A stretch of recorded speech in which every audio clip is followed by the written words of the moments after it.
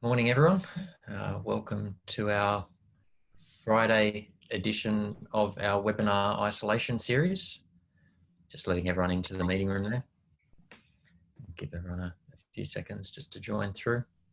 Thank you for joining us today. We've got a bit of a lighter approach today. As you know, Fridays we don't take too seriously. We feel like we hammer you enough with technical details during the week. So today we've got a bit of a meet the team at Bluey, and we'll have a little chat with all the people behind the administration, the logistics, customer service, and the guys that actually make stuff happen at Bluey. And we'll talk to them about how they're coping with isolation, and also about their roles at Bluey. I figured it'd be a good opportunity to meet some of the guys. Just to let you know as well, this meeting is being recorded, so it'll be available on our website later in the day. And also feel free to ask questions of the guys. Just hop in and unmute yourself, otherwise type something into the chat box and fire away. Also, I hope you can see everyone at the moment. There is an option just above the little videos of people that you can see to hit grid view. That's the one with the 9 little squares. If you click on that, you might be able to see everyone a little bit easier. So I'll leave that up to all of you to sort out. And for now, I'll looks like everyone's in, so I might hand over to Aidan, who's going to run the webinar today and ask all the hard questions of the crew. Thanks, Aidan. Thanks for that, Daniel. So thanks everyone again for joining us. So I guess we'll jump straight into it with Heather. Heather, how did you first get involved with Bluey, and what is your current role? All right. So I'm the general manager for Bluey, and I first met Daniel over the phone about 15 years ago, actually, when I was working for an anti-corrosion company in Melbourne. He called up on a Friday afternoon looking for a solution that needed to be delivered to site the next day. And I was able to help him out from start to finish, despite a few hurdles, such as the 3-hour window and the Saturday delivery, but we got it done without any trouble, which was fantastic. So he was really appreciative, his client was really appreciative, and impressed with the level of customer service. And he had actually quipped at the time that if I ever found myself in Sydney, he'd come in and see him. So 3 months later, my husband and I had moved to Sydney, and I took Daniel up on that offer, and I went in and met him, and 15 years later, we still work really well together, albeit as part of a much larger team now, and I'm still really enjoying the work that I do. So, yeah. Good stuff. And okay, we'll jump over to Cecilia. Cecilia, what is one part of your role that people may not know that you take care of, and if you could also elaborate on your role itself as well? Sure. So as customer experience manager, my role is predominantly customer focused. However, a large part of my role also involves managing the day-to-day production forecasting requirements of our BlueSem product range. And that's just to ensure that adequate stock holdings are maintained in each of our stock locations. So it's largely a behind the scenes non-customer facing aspect of my role, but ultimately ensures that we at Bluey can efficiently process, supply and deliver customer orders in a timely and efficient time frame. Good stuff, good stuff. Okay, moving now along to Brian. Brian, if you also wouldn't mind explaining your title and the main people who you deal with on a day-to-day basis. No worries. I'm the financial controller for Bluey. Day-to-day will vary depending on what I'm actually doing. Usually it's customer service, accounts payable, accounts receivable, but it will vary depending on what I'm looking at. So could be talking to customers, suppliers, banking institutions, regulatory bodies, or our external accountants. So it will vary a lot, but usually customer service, the sales guys, and accounts receivable and accounts payable. Good stuff. And finally over to Tash. If you wouldn't mind explaining your title as well, and give us some information on who you're locked up with and how you're going working from home. Hi guys, I'm Natasha. I like to be called Tash, but I am in customer service, and I am locked at home with mum and dad, so they're lucky to be working from home with me. I guess working from home isn't too bad. I'm used to going to a place of work, so for a different routine. But it has been good to adapt, especially with technology and the situation we're all in. It's not so bad. Yeah, absolutely.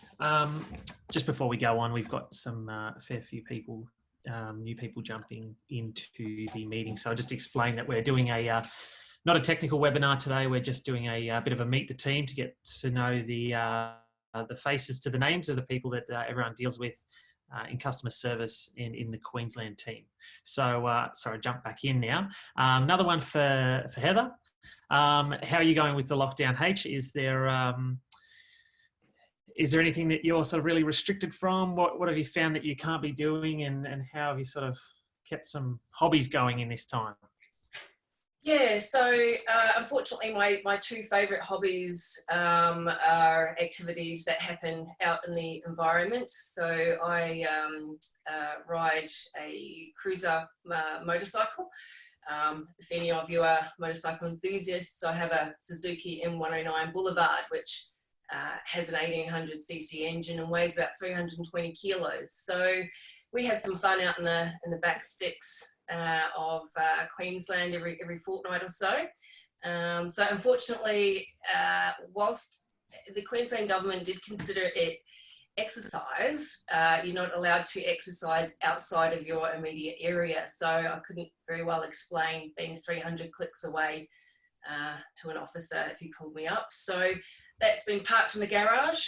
And the other thing that I love to do is scuba dive, and can't do that either. So unfortunately, yeah, I tend to just focus on a bit of gardening, a bit of painting. That's probably about it. Bit of home reno. Good stuff. Well, hopefully we'll be back to normal soonish, and back again. One for you, Cecilia. What are you most missing about I guess normal life, and now how's life different for you in lockdown?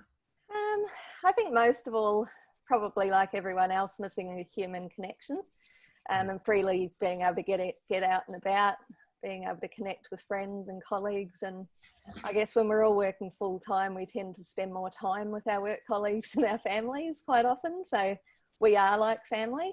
I didn't realise I'd missed that connection as much as I have. On the upside though, we're so grateful just to have the technology available to be able to just maintain contact on all of these platforms. So, you know, I openly admit to being technologically challenged at times, but I've learnt so much in connecting online and just the variety of ways that we can keep connected, which has been really positive. Good stuff. Good stuff. One for you again, Tash. At Bluey, we always run a Healthy Happy Bluey challenge, in which we all try to complete 2 or 3 different exercise challenges or workouts during the week. Mine was a group PT session. I know some of us had yoga, some of us had Pilates, which is basically all stopped now. So, Tash, how are you keeping active and physical now that we're all locked down at home? Good question. I was doing touch football, which lockdown can't do anymore. But yeah, my gym is fortunate to be doing virtual online sessions, and we can get on meetings with the trainers. And then to mix things up, I've just bought a bike, so I've been exploring around the area to go for bike rides. So add in some physical exercise there. So that I'd highly recommend if anyone's looking for ideas to get a bike. Good stuff. Maybe you can go around with Heather. Oh, she's got the engine, so that's a bit. Yeah. One for you, Brian. With the way that work's changed in lockdown, how do you think this will affect the way you work and the rest of Bluey will be working in the future after the lockdown's over? Not 100% sure, to be honest. I'm actually hoping it's going to push us more towards a paperless environment.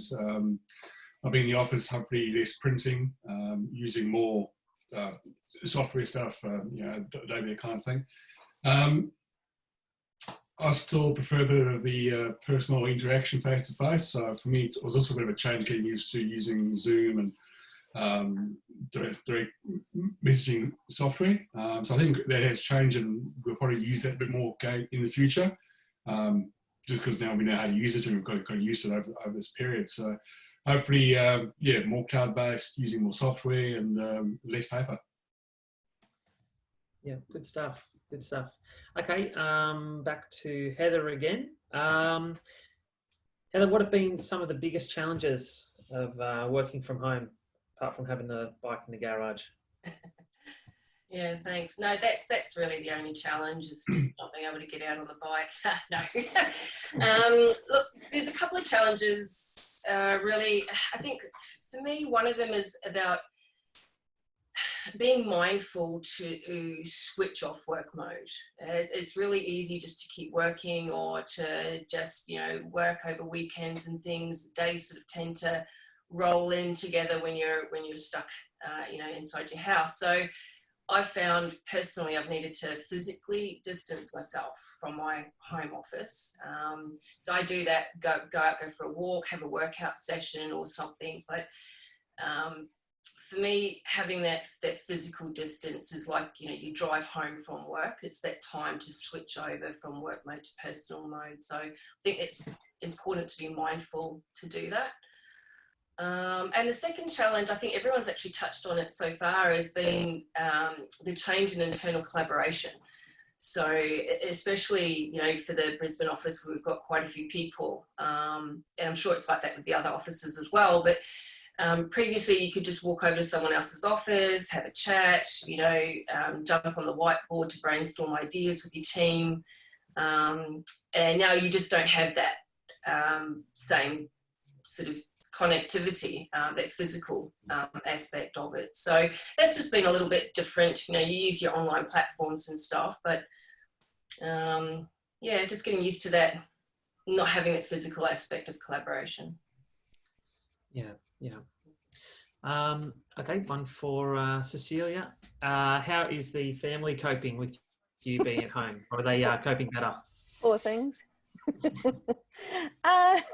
I would say, being a full-time working mum, I've often had the mum guilt of not being able to spend as much time at home as I'd like. But it's actually really nice to be able to slow down and not feel the pressure to have to go anywhere, and just relax and enjoy the simple things.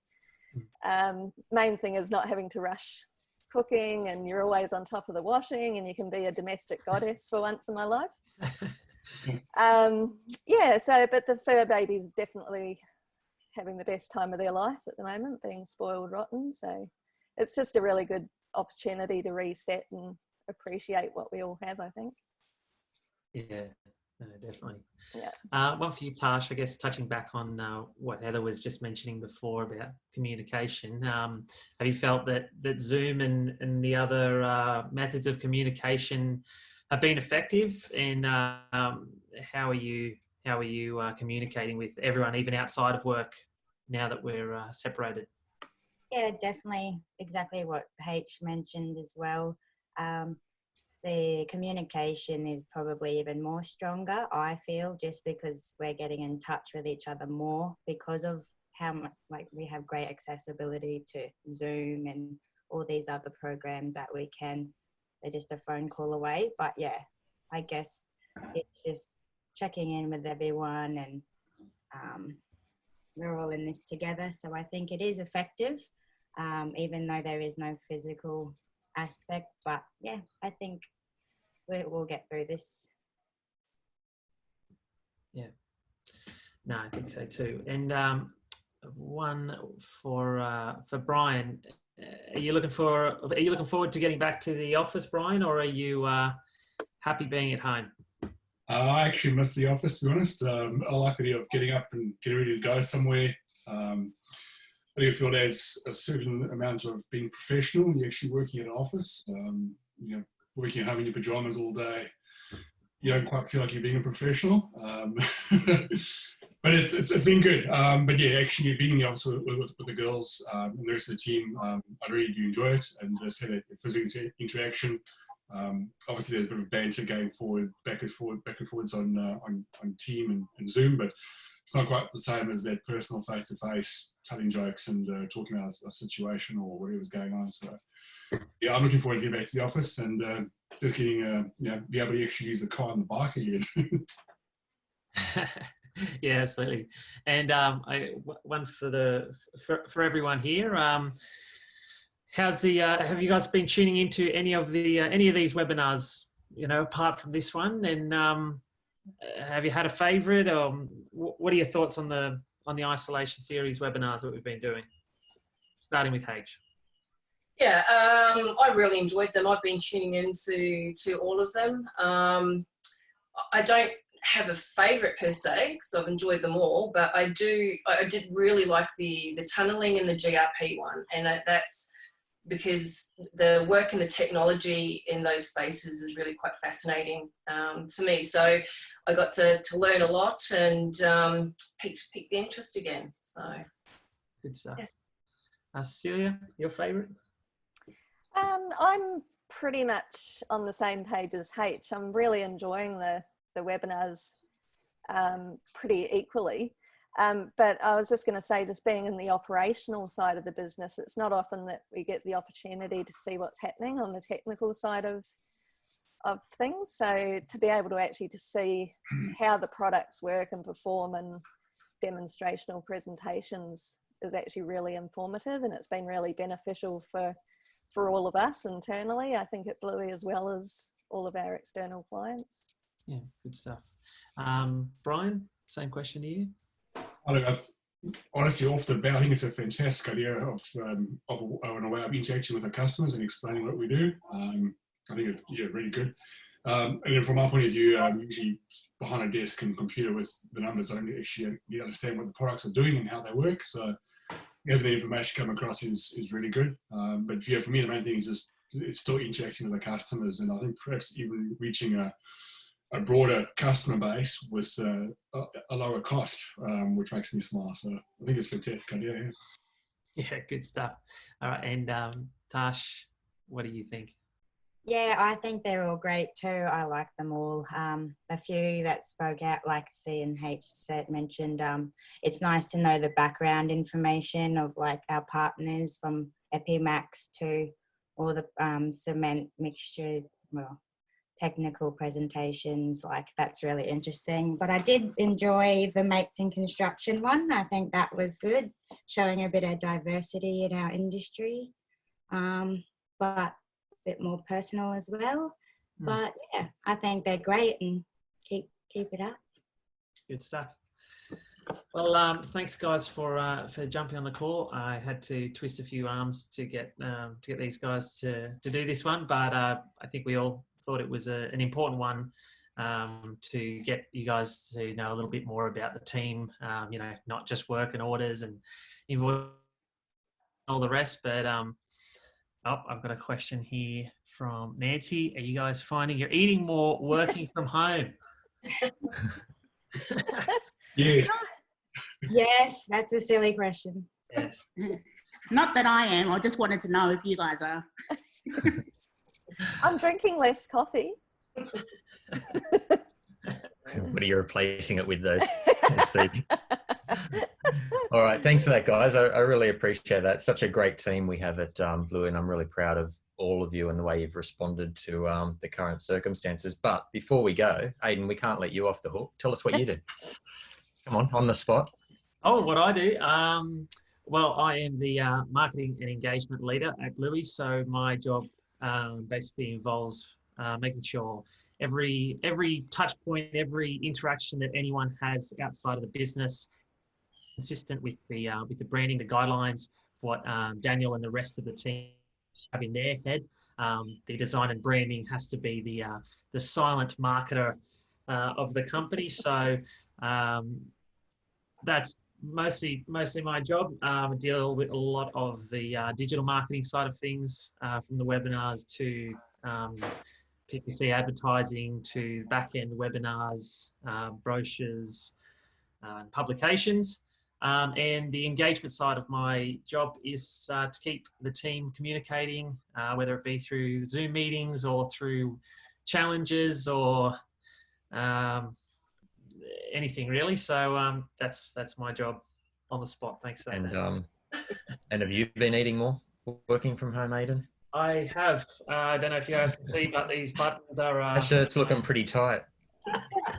Yeah, the shirts are getting tighter and the selection of shirts is getting smaller. Okay, we won't go into that. All right, we've probably taken up everyone's time. I really really appreciate everyone joining us for that today and getting to meet the team. These are the guys who really make stuff happen behind the scenes and get that product out every day and really care about the customer service at Bluey from beginning to end and making sure that everything we do is professional and what you see on the surface runs all the way through the company.